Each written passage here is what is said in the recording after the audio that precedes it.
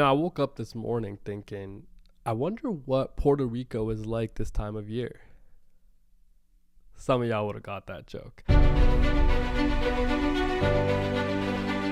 going to start with some of the trades and conversations around the NFL. Look, the big trade that happened today, Carolina is sending wide receiver Deontay Johnson to the Baltimore Ravens, with the Panthers getting a 5th-round pick for Johnson and a 6th. I just need everybody to hear me right now. I'm not talking about this particular one anyways, but let's talk about this particular trade. So what you're telling me is that Deontay Johnson is worth a 5th-round pick, and if it's Baltimore, a 5th-round pick. So you're essentially trading Deontay Johnson to move up fucking like 8 spots. General managers, answer this to the fan, not just to me, okay? Because I've been wondering it for a while, but I assume every fan of the NFL is as well. Why is it that y'all value picks in season like it's your own kids, right? But when it comes to the draft day, you'll trade away your like 2nd, 3rd-round pick to move up fucking like 3 spots. But you won't trade away in season your 5th-round pick for established players, acting like the pick you're going to get in the 5th round isn't a gamble anyways. I just don't understand the value of draft picks in the NFL. NFL general managers treat them in season like it's their own fucking kids. But when it comes to draft night, they'll trade them for a bag of Skittles to move up like 4 spots. But for some reason, getting an established player in the NFL is like not worth it. Josh Uche yesterday gets traded for like nothing, right? I get that he's on an expiring contract, but like it makes no sense for why other teams wouldn't be doing that. I get like the Chiefs are smart, and we wish.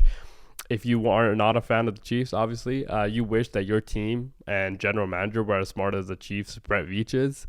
But yeah, like I just don't understand the value of draft picks in the NFL. I get it if it's a 1st-round pick, it's less of a gamble. But every other fucking round is just a gamble. You have no idea what you're getting out of draft picks. But for some reason, you won't trade. You won't like get established players to help your team win now. Obviously, it works for some teams. Obviously, it doesn't for others. I'm not saying that some teams got to be buyers, some teams got to be sellers, because it depends on the window that you are in of opportunity, whether it's been you're ready to win now or you're developed. I get all that. So I'm not trying to, you know what I mean? I get all that. My thing is simply that when you get traded in season in the NFL, it feels so disrespectful.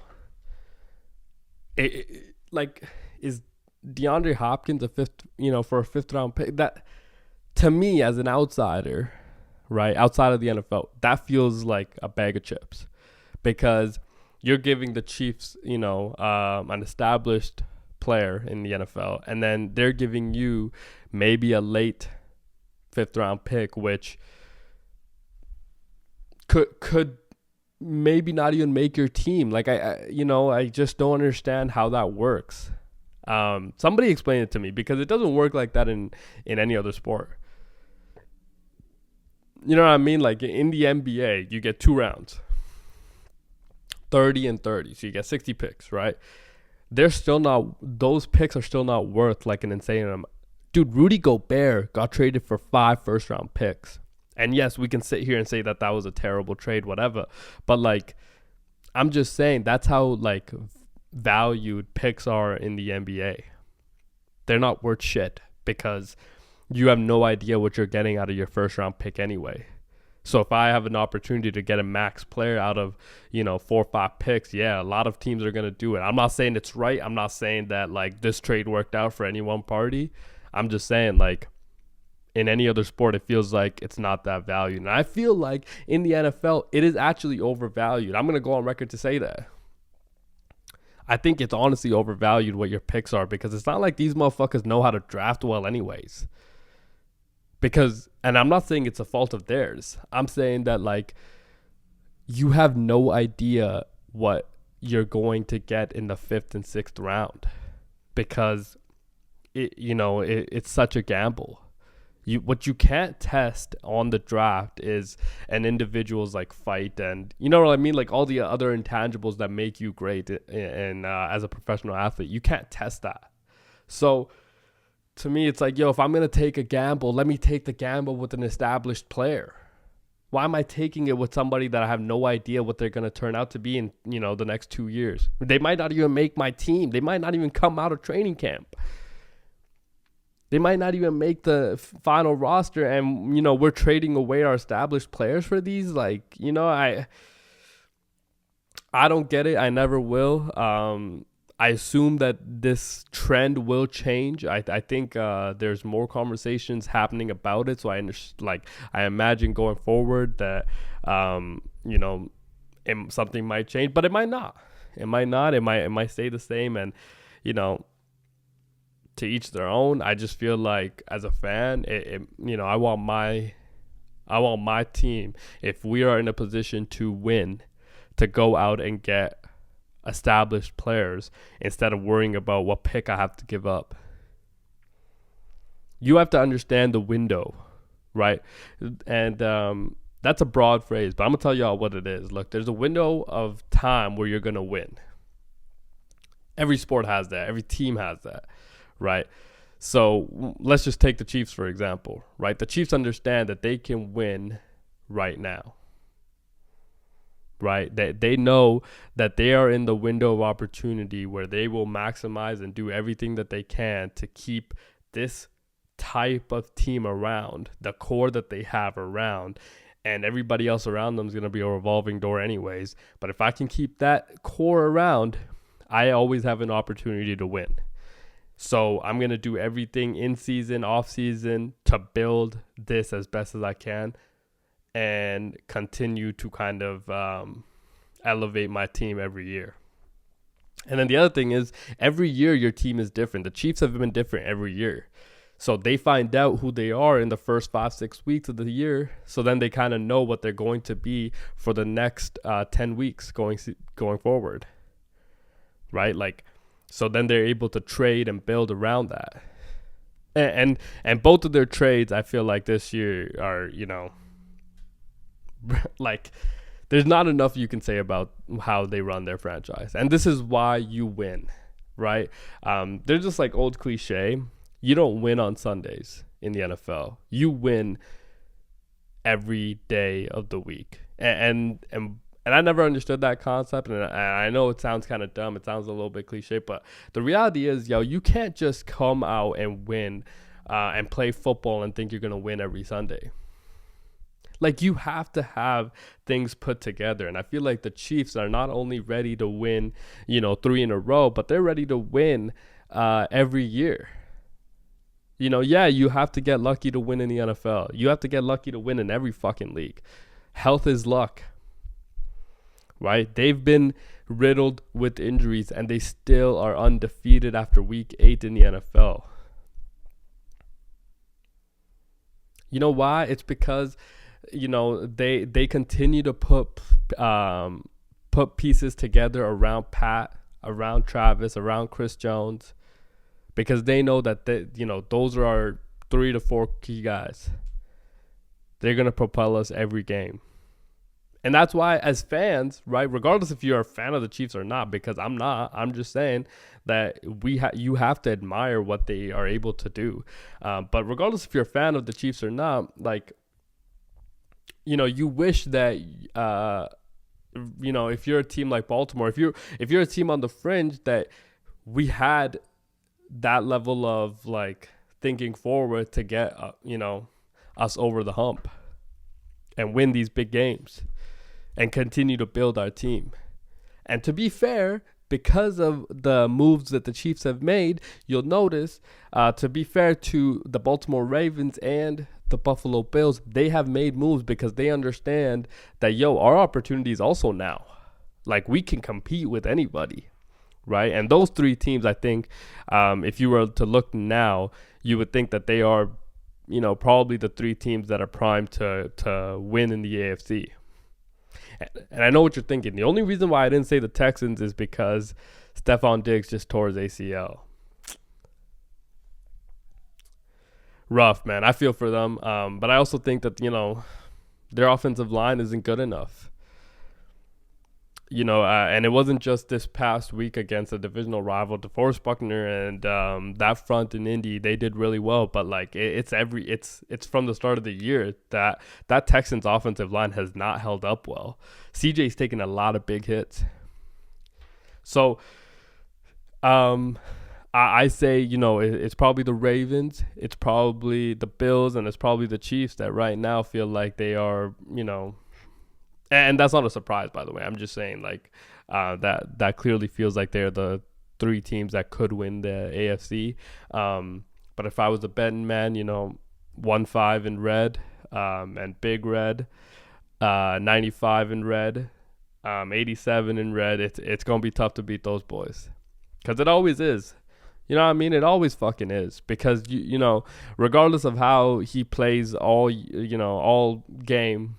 In a must-have-it drive, in a must-have-it situation with points, Pat Mahomes delivers, man. He delivers, and I can't tell you the level of confidence as if you're a member of the team, if you're coaching staff, players, fans. Like when you walk out with Pat Mahomes, there's a level of confidence that you had when it was 2010 to 2014 LeBron James. There's a level of confidence that gives you when you have a guy that can stand the waste of time against anybody, regardless of how the team is going, right? And obviously the Patriots had that for a long time with Tom,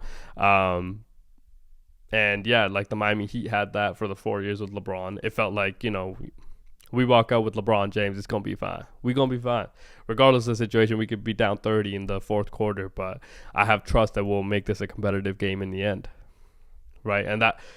I feel like right now only the Chiefs in the NFL give you that.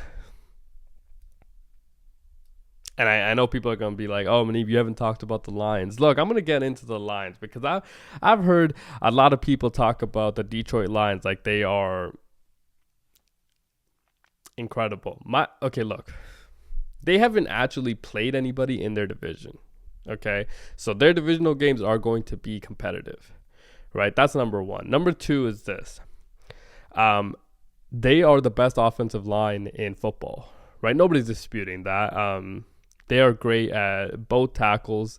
Ragnow in the at center, like they're great at a lot of different positions on the offensive line. But if you were to point out their one weakness is the middle of the offensive line, right?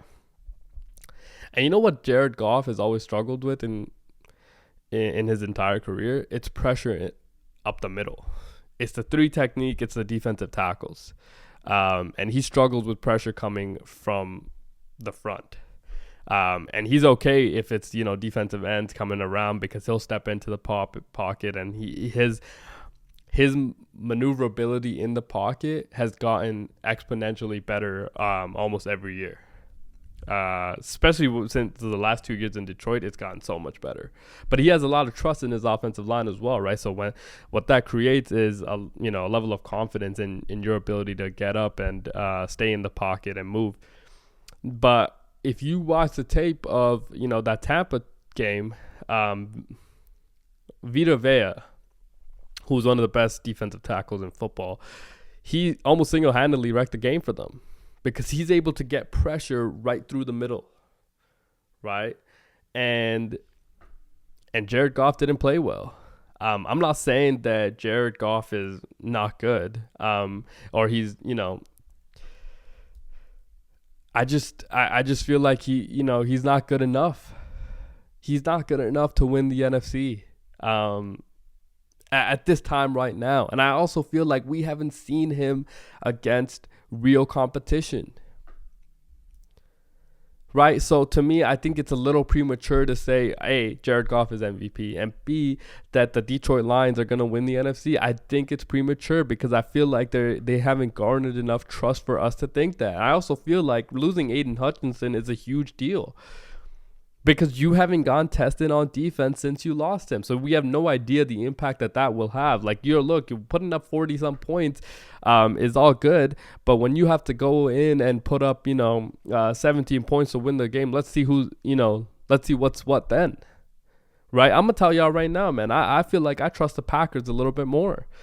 And I know Jordan just got injured, right? But I feel like if Jordan Love comes back, right? I don't. And again, this is brand new. I don't know like how long Jordan might be out, if he's gonna be out, if he's gonna miss any games at all. I'm not sure, but I'm saying like if he does miss games, they'll be fine with Malik Willis for a couple games, right? We assume Jordan's gonna come back, right? But I like the Packers a little bit more because you know that they've handled adversity, right? So to me, I trust Jordan a little bit more as well. I understand he's turned the ball over a lot, but the way that Jordan Love plays, it's like, yo, we'll be fine. Because he makes throw. There's an old adage in football. There is no defense for a perfect throw. And Jordan Love makes more perfect throws than Jared Goff does. That's just it. Look, I think that the Detroit Lions are incredible. I love what they've built. They needed this. It's been a long road for them. In terms of being relevant in the NFL, and they needed this. They needed this in the NFC North. I'm not there yet. I feel like they haven't proven anything, and I'm old enough to remember who Jared Goff really is. I know everybody in the NFC West knows who Jared Goff really is.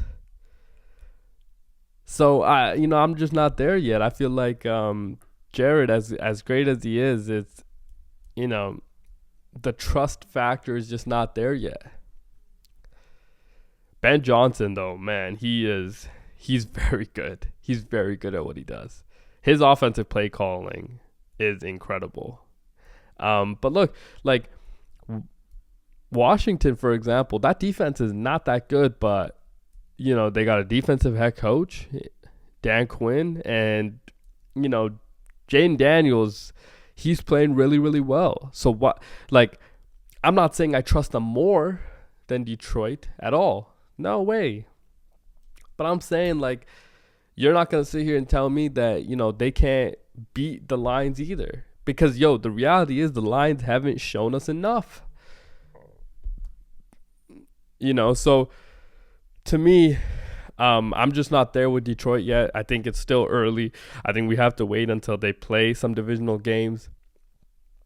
Let's see how Jared Goff plays when he gets pressure in the middle.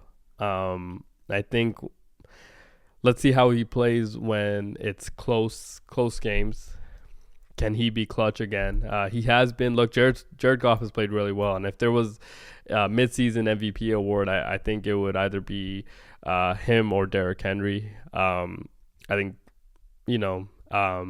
but if it was me personally, I think I would give it to TJ Watt because that's how good TJ Watt is. But obviously it's a quarterback award, so I think Jared Goff has definitely been the best, and his team has definitely looked the best. So I get that, and I think that he is incredible. I'm just not there yet with this idea that they've done enough.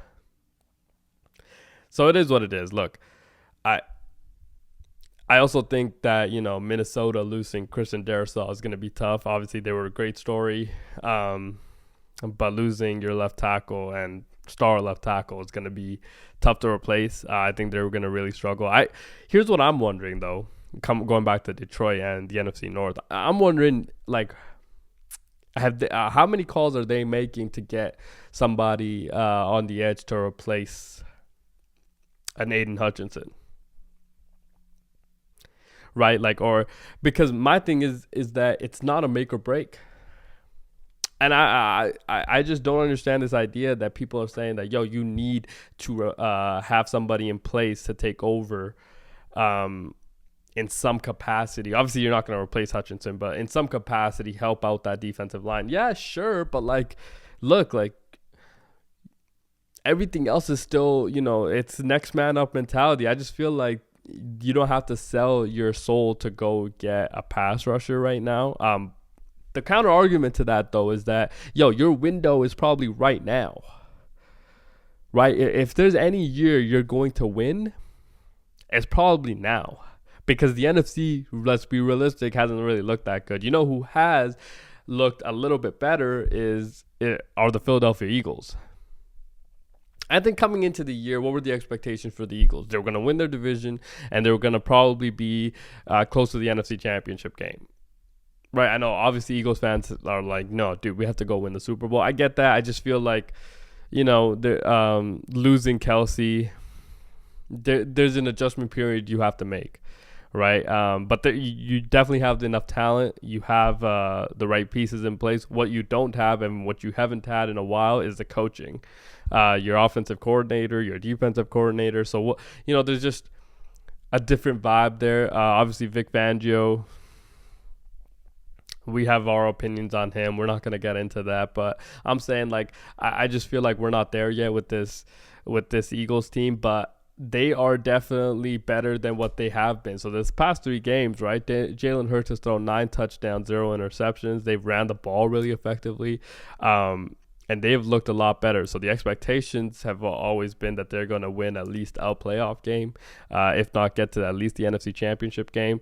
And I feel like there's a little bit more trust with the Eagles than there is with the Lions. I don't know. Is that breaking? Is that something that people don't agree with? I don't know. I think that like if you look at a lot of these pundits on TV, they're really high on the Lions, and I get that they should be, but like, let's chill for a minute. I'm old enough to remember what Jared Goff is. So I'm not crowning them yet. I think it's too early. I think that, the Eagles have definitely played better. And if we're being honest, as long as you got Brock Purdy and Kyle Shanahan, like, they're going to be fine. The San Francisco 49ers are going to be fine. I know we didn't talk about them in our last episode, so here it is. Brock Purdy is probably one of, if not the best quarterback in the NFC. I think you probably go Jordan Love ahead of him, and I think you can make an argument for Dak ahead of him. Sorry, not Dak. I'm talking out of my ass. I think you can make an argument for Jalen ahead of him, Hurts, and I think you can make an argument for Jordan Love. Jared, obviously similar, but I love Brock Purdy because I think there's a level of trust with Brock. Brock Purdy does a lot of things really, really good. His ability to not only be probably one of the most accurate throwers in football, but he reads defenses, and like his processing time is faster than a lot of these other quarterbacks, right? With a similar style. Right, so what I mean by that is, like, if you look at a Baker Mayfield, Kirk Cousins, a Jared Goff, and even a Dak Prescott, right? Like, if you look at those 4, let's just take, and they're all in the NFC. If you just look at those 4, right, they all have a very similar style of quarterback play, right? They're not going to beat you with their legs. They're going to beat you with their shallow crossers, their ball placements, middle of the field attacking, reading the game, controlling the line of scrimmage, and quick throws. That's what they're going to beat you with.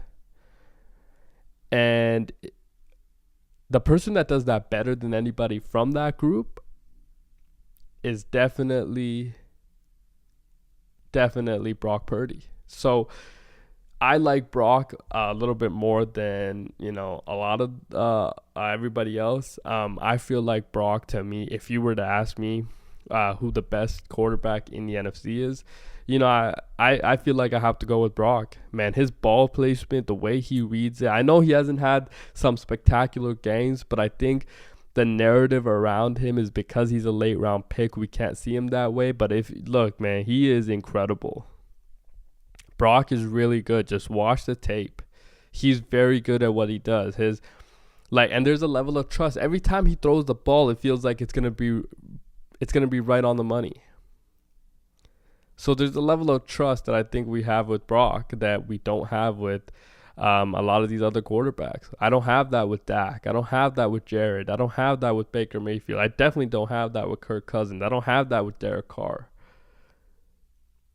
Right? So my thing is like, yo, he can make up for a lot of those things. And that's why, there's a level of trust I think we have to have with the Niners and Kyle Shanahan. Because we know what Shanahan is really good at. Obviously, he's going to struggle against the Spags defense. But other than that, this idea that he hasn't beat anybody with an elite defense, let's calm down for a second. The only person he really struggles against is Spags. And guess what? Everybody struggles against Spags defense. Because that defense, it's tough. It's a tough fucking defense to beat. Because he gives you so many different levels of exotic, pressures and things like that like you're actually not prepared for that. And it never really made sense to me either that more offenses are not prepared for the variety that Spags is going to throw at you. But it is what it is. I get it. I just feel like this narrative around Kyle that he hasn't played, he doesn't know how to beat an elite defense is not really that true. And I feel like he's done it in the past. I think he will again. So I in the NFC, I still trust San Francisco a little bit more than Detroit. And people might kill me on the internet for this take, but like, look, I'm old enough to remember what Jared Goff is. So to me, like I feel like the quarterback impacts the play too much, and that run game is really good though. See, that's what I'm saying. Is like I keep trying to go back and forth, but like, yeah, like it is what it is. And I feel like we're picking hairs and stuff about this, that, and the other. When it comes to the Lions and anybody else, obviously they are the best team in the NFC right now after week 8. I don't think anybody would debate that. I'm just saying we are crowning them too soon. So we have to be a little bit cautious about that because look, the AFC has already been crowned. You want to be the guy in the AFC, you got to beat the guy. And the guy still is undefeated after 8 weeks. The guy's still fucking undefeated. And if you told me at the start of the year, right? If you asked me at the start of the year that after 8 weeks only one team will be undefeated, I promise you most people would have said if there's one team that would have been undefeated, it's probably the Chiefs. And it's not because we didn't think that they were going to be, have adversity or whatever the fuck in the start of the year. It just felt like, there's a level of fucking trust with them. There's just a level, there is. There just is. And I get that they haven't played well, but it's like they've done some things really well. Their defense has played really, really well. And we knew that was going to be the case. Now, I'm just wondering, though, like these people that leave the Chiefs, does it ever work out for them? Tyreek Hill hasn't really worked, and financially has worked out for them. But I would argue that you'd probably make more money if you stayed with the Chiefs with other things. So, has it worked out for him? Sure, but probably not. L'Jarius Sneed, has it worked out for him? I know they wanted to, they couldn't pay him the same. Whatever. But like the Tennessee Titans, are you serious? They fucking suck. They can't get anything right. The Titans are the franchise that, thinks that it was okay to let Vrabel go because their owner wasn't cool with how he was acting. He was popping too many Zyn pouches and he's smoking too many cigarettes at practice. She didn't like that. Obviously, I don't know if any of that's true, but I'm just saying, like, you wanted to go to, you went to the Titans because I assume they paid you the money, but obviously the Chiefs, ended up, I think, trading him there. So, like, has it ever worked? Like, and L'Jarius Sneed, like, the best defensive back in football last year. And they're whatever. So, And the Chiefs still look like really fucking good even without him. So I just like I don't know if it ever works out for teams for players that leave the Chiefs. I also don't know why you would want to when you have the ability to win every fucking year. For probably seemingly the next 10 years, you're going to have that, right? You're going to have the chance to win every year for the next 10 years. And like that is a really tough thing to give up. But obviously if you're looking for the money, you're young enough, then I get it. So but when you look at like a team like that we watched in prime time, the Pittsburgh Steelers, they do a lot of things that are similar, I think, to the Chiefs in terms of personnel wise. They What I like about the Steelers and the Chiefs, right? This is the parallel that I'll make, is that they have really good stability, right? They have really good stability with management down, right? Obviously, the Steelers are much further back in terms of players, but if you look at like overall personnel, it's very similar, right? And I think because of that, there's always like a chance of something happening with the Steelers, right? I don't know if I've been very vocal about this, but I felt like they had to put Russell Wilson in. And I'm so happy that Mike T made that decision. Not just because of how he's played, but because even if he played terribly and he wasn't that good, you could just put Justin back in the fucking game or into the game the week after. But this idea that if I go with Russ, that I can't go back to Justin Fields makes absolutely no sense. I might have said that at the start of the year because this idea that, I'm killing the kid's confidence, but this is the National fucking Football League. Get over it. Right? Like, if you don't play well, sorry, your job is replaceable. Like, you are replaceable. And Russ steps in, and credit to him, he's played really well. And again, like at the start of training camp, was he not in pole position? Because that's what I remember hearing. And because he was in pole position, it worked out for him. And I feel like he finally got that opportunity. Now you get the bye week to determine if this is the way you want to move forward. And it is absolutely the way that they will go. You have to stick with Russ because that offense, the way it has looked under Russell Wilson compared to what it was with Justin Fields, I think it's a head and shoulders difference. And I'm not saying Justin Fields isn't good. I just feel like he's not a starting quarterback in the National Football League. I'm sorry to all the Justin Fields fans, but dude, your footwork and your ball placement are not good enough yet. I'm not saying that they can't be. I'm saying that he will get there. But I feel like this is a perfect opportunity. Look, Russ is not the quarterback of the future for the Pittsburgh Steelers. What he is a player that can win you football games. Right?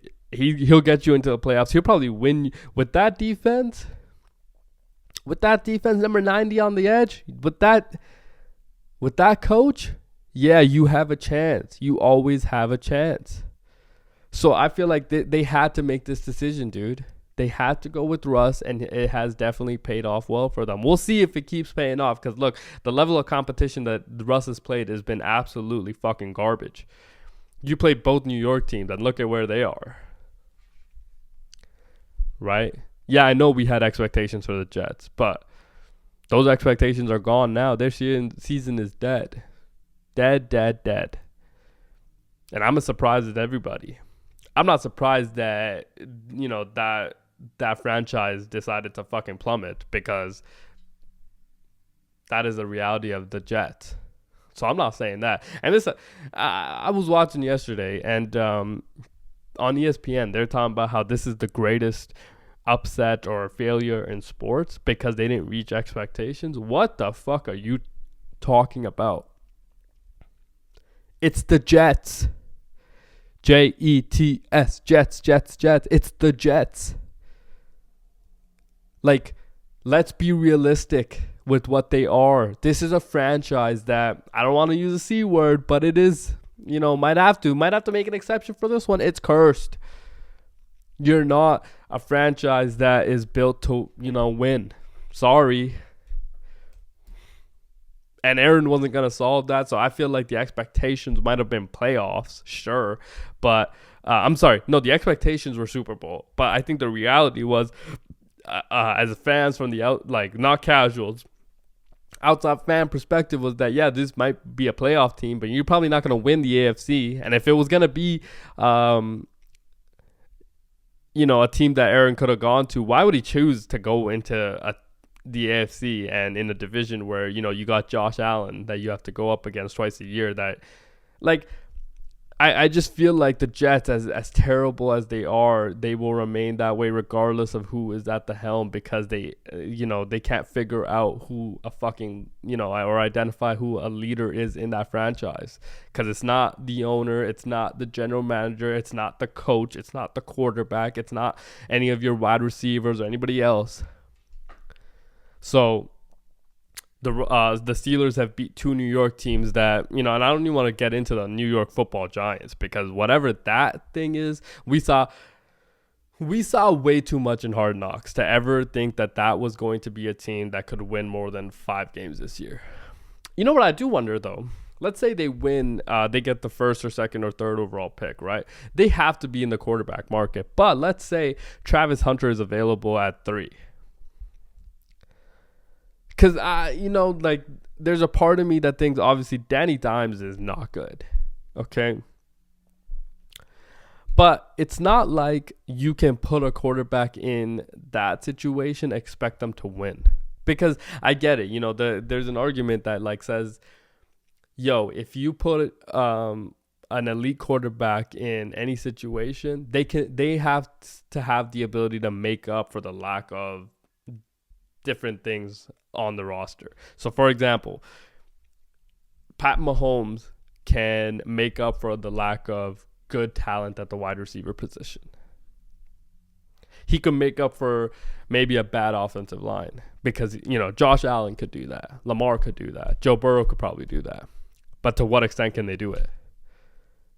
You know what I mean? For how long can they do it? And my thing is, the New York Jets are not close. The New York Football Giants are not close.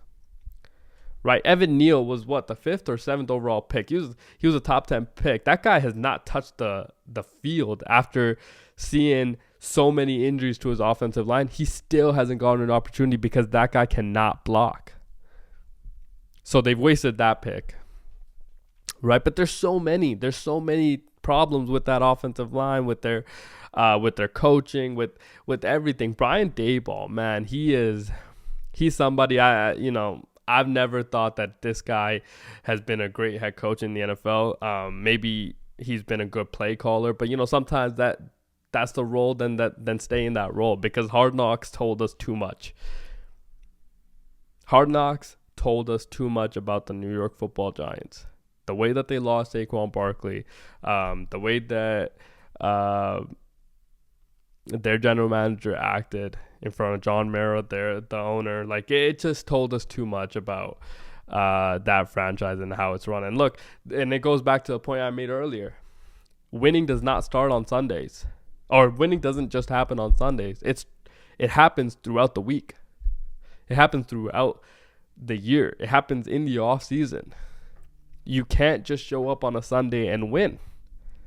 Right? It just doesn't work like that in the NFL. And to me, this Giants team, man, they're not close. So if they have the 3rd pick, let's say, it's top 5 pick, I assume they are in the quarterback market. But,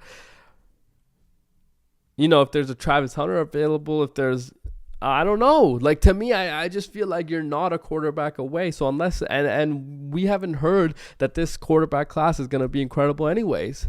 So what are we picking? Right? Unless you think that, Cam Ward, a Jalen Milroe, or Shadur Sanders, a Quinn Ewers are going to be incredible, or can propel your team right from day one without having the requisite offensive line protection and could make up for the holes on your roster, then fair. You have to go quarterback. You have to. But if you also feel like, Travis Hunter is 101, because he definitely is, then I think you might have to go there. I feel like Travis Hunter probably, ends up with New England, because New England might win, another 3 games, maybe maybe another 2-3 games, and I think they got their quarterback of the future with Drake. You put a Travis Hunter in that, and you start finally building a fucking roster, right? And you kind of go from there. I think that is probably the best way to approach what New England is building. But yeah, the New York Football Giants are not close, man. They are not a close franchise. And the other, like, is it just me, or are there more teams out of it this early than ever before? There are just way more teams that are out of contention than I think there have been in the past. The Raiders, right? Like, the Raiders have to get a quarterback. I don't care about nothing else. They have to get a quarterback. They have to get an offensive coordinator, a defensive coordinator, and a coach. I said it, man. Get rid of all of them. Kick them out, dude. That is a franchise that has been operated like the CFL team. That is a franchise that the owner thinks that, just plucking individuals and not actually building can help you win the AFC West. I'm so frustrated with every hiring that they have made. I'm not even saying AP wasn't a good hire. He was good. He was good, sure, but I won't forget. We're not gonna let him off the hook for letting Cliff Kingsbury walk. And then your alternative was Luke Getsy, dude. That guy cannot coach, and we already talked about that in the last episode, so I'm not gonna get into that. But my thing is this, and this is what I'm gonna end on today, okay? And I want y'all to comment about this, man. In the NFL, right, do y'all think that it makes a difference that your offensive coordinator or your defensive coordinator sits up on the booth instead of coaching from the sidelines? Because in my opinion, it makes a difference. And I have no data to back any of that. But my thing is this, if you're an offensive coordinator and you're sitting up in the booth, I get that the vision that you have is a little bit different and you can call plays or whatever. But doesn't it also eliminate the pulse that you have on your team? And I don't remember the last time a team won the Super Bowl that their offensive coordinator sat in the booth upstairs, or their defensive coordinator sat in the booth. I don't remember the last time that was a successful, that led to success in the NFL. I don't remember it. I could be wrong, but y'all tell me, man.